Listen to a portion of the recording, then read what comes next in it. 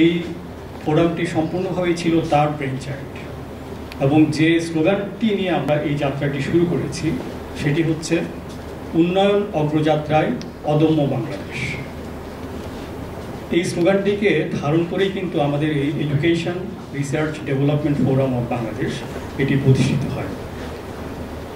এই ফোরামের প্রতিষ্ঠাতা সাধারণ সম্পাদক আপনারা যার কথা ইতিমধ্যেই শুনেছেন, প্রফেসর ডক্টর মোহাম্মদ বদরুজ্জামান ভূঁইয়া, তিনি বর্তমানে বরিশাল বিশ্ববিদ্যালয়ের কোষাধ্যক্ষের দায়িত্ব পালন করছেন। তার চেয়েও বড় যে পরিচয়টি আমার সামনে সবসময় বারবার ফিরে ফিরে আসে সেটি হচ্ছে উনি একজন অত্যন্ত একজন সফল এবং বলিষ্ঠ সংগঠক, যার কারণে এই ফোরামের যতগুলো প্রোগ্রাম সেমিনার আমরা করেছি প্রত্যেকটি এখন পর্যন্ত একের পর এক সফল হয়েছে।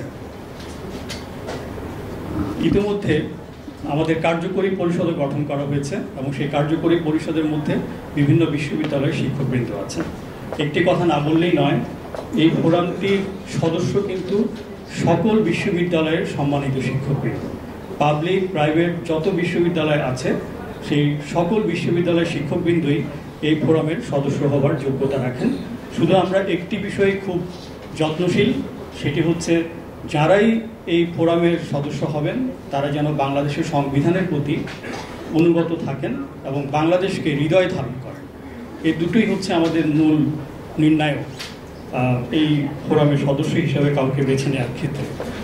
এখন আপনাদের অনেকের মনেই প্রশ্ন আসতে পারে যে এই ফোরামটি আমরা কেন করলাম, এর প্রয়োজন কী ছিল। যেটি প্রারম্ভিক বক্তব্যে প্রফেসর বদরুজ্জামান ভূঁইয়া বলেছেন, বাংলাদেশ এখন একটি উন্নয়নের আমি বলবো যে মহাসড়কেই আছে। আমি গতকালও একটি জায়গায় আলোচনা করছিলাম আমার বেশ কিছু কলিগদের সাথে এবং বুয়েট অ্যালামনিদের সাথে, তারাও সবাই যে কথাটি বলছিলেন, Bangladesh is definitely moving in the right direction. আমরা অনেক কিছুই কিন্তু এখন শুরু করেছি, এটা এমন নয় যে আমাদের সব কাজ শেষ হয়ে গেছে। আজকে যখন আমরা মেট্রো রেল দেখি উত্তরা থেকে মতিঝিল যাচ্ছে একটা লাইন, তার সুফল আমরা দেখতে শুরু করছি। মতিঝিল এখনো যাইনি, আমরা আগারগাঁও পর্যন্ত এসেছি, মতিঝিল পর্যন্ত আমরা চলে যাবো। উন্নত বিশ্বের যে দেশগুলো আছে তারা কিন্তু আরও বহু আগে থেকেই এই কাজগুলো করে ফেলেছে, আমরা করতে শুরু করেছি। এলিভেটেড এক্সপ্রেসওয়ের যুগে আমরা প্রবেশ করেছি। আমরা এখন পদ্মার উপর দিয়ে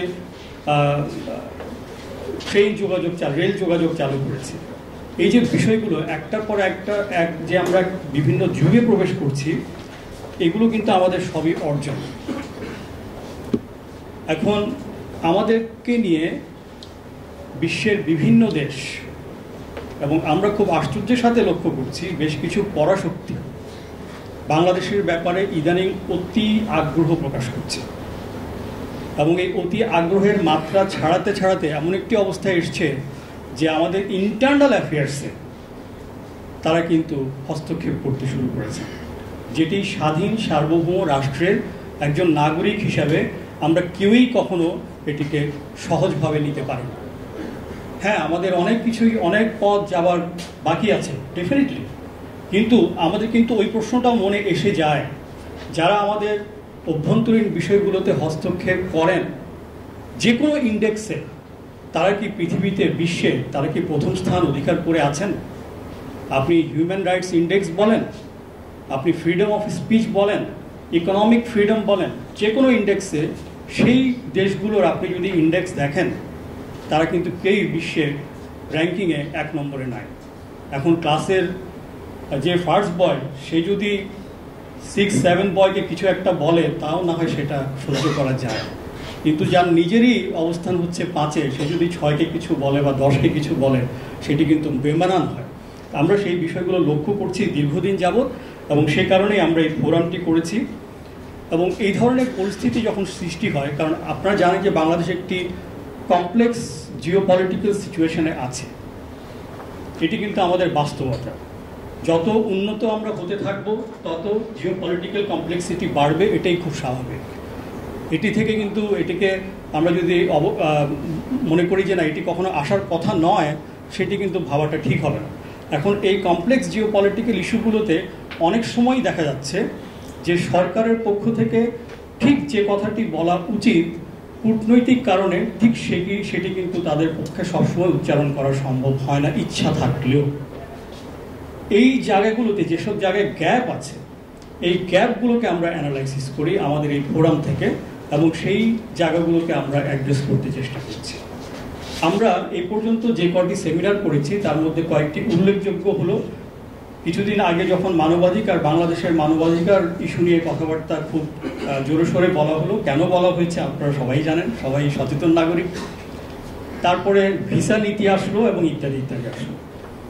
সর্বশেষ যে ভিসা নীতি নিয়ে যে কথাটি এসছে, সেখানে কিন্তু আমাদের একটি সেমিনার হয়েছে একেবারে পার্টিকুলারলি অন ভিসা নীতি, এবং সেখানে আমাদের এখান থেকে বক্তারা যেটি বলেছেন সেটি হচ্ছে যে ভিসা নীতি যে কোনো একটি রাষ্ট্র তারা তাদের মতো করে অবশ্যই ভিসা নীতি করতেই পারে। বাংলাদেশের ভিসা নীতি আছে, আমেরিকার আছে, ফ্রান্সের আছে, সবারই থাকতে পারে। কিন্তু পার্টিকুলারলি বাংলাদেশের আসন্ন নির্বাচনকে লক্ষ্যবস্তুতে পরিণত করে কেন ভিসা নীতি হবে, এই ব্যাপারেই কিন্তু আমাদের সবার অবজারভেশন ছিল। এবং তার চেয়েও বড় কথা, আপনি যখন বলছেন বিভিন্ন পেশাজীবীর মানুষকে লক্ষ্য করে, টার্গেট করে, যে আপনি যদি কখনো কোনোভাবে বাধাগ্রস্ত করেন বা নির্বাচনকে করেন, তাহলে তাকে কিন্তু ভিসা দেয়া হবে না, একেবারে সহজ বাংলায় বললে এটা। সেই ক্ষেত্রে আমাদের আলোচকরা সবসময় যেটা বলে এসছেন যে এটির আইনি প্রক্রিয়াটা কি হবে, what is the legal framework of this. আমাদের একটি স্বাধীন রাষ্ট্র আছে, আমরা যদি কাউকে দোষী সাব্যস্ত করতে হয় তাহলে প্রথমে তার এগেনস্টে অভিযোগ গঠন হয়, মামলা হয়, তাকে আদালতে নিতে হয়, তারপর আমরা বলি যে আপনি দোষী। আপনি একটি বাইরের রাষ্ট্র, তার একটি অ্যাম্বাসি হয়তো এখানে আছে, বা একটি হেড অফ দ্য মিশন আছেন এখানে, তারা কিভাবে চিহ্নিত করবেন যে অমুক অমুক অমুক এই কাজে বাধাগ্রস্ত করেছে? তাহলে আমাদের যে একটি স্বাধীন নির্বাচন কমিশন আছে, যেটি কিনা একটি সাংবিধানিক প্রতিষ্ঠান, সেই নির্বাচন কমিশন আপনারা জানেন যে বাংলাদেশের 118 থেকে 126 অনুচ্ছেদ দিয়ে পরিচালিত হয়, এবং এর বাইরেও তাদের অনেক আইন কানুন আছে। তাহলে কি সেই সব অনুচ্ছেদ, আইন কানুন সব কিছুকে ডিঙিয়ে তারা তাদের নিজস্ব এজেন্সির মাধ্যমে সেই দোষী ব্যক্তিদেরকে সাব্যস্ত করবেন? এটি তো কখনোই একটি স্বাধীন সার্বভৌম রাষ্ট্র মেনে নিতে পারে না। এই বিষয়গুলো নিয়ে কিন্তু আমরা আমাদের এই ফোরাম থেকে আলোচনা করি, এবং আজকেও আমরা সেই ধরনের একটি আলোচনা আয়োজন করেছি, স্বাধীন সার্বভৌম রাষ্ট্রের নির্বাচন ব্যবস্থার উপরে বিদেশি হস্তক্ষেপ। আপনারা সবাই আলোচনাটি উপভোগ করুন, কারণ আমাদের সাথে অত্যন্ত বিজ্ঞ আলোচকবৃন্দ আছেন। আপনারা দেখতে পাচ্ছেন প্রধান অতিথি, প্রধান আলোচক এবং অন্যান্য আলোচকবৃন্দ যারা রয়েছেন, তারা সবাই দেশ বরেণ্য, দেশের প্রতি তাদের মমতা, আন্তরিকতা, কোনো কিছুরই কোনো অভাব নেই। তারা যেটি বলবেন তারা অবশ্যই সেটি অন্তর থেকে বলবেন, এবং আপনারা সেটি হৃদয়ে ধারণ করবেন এবং সেটিকেই আমাদের দেশের মানুষের মধ্যে প্রোপাগেট করবেন।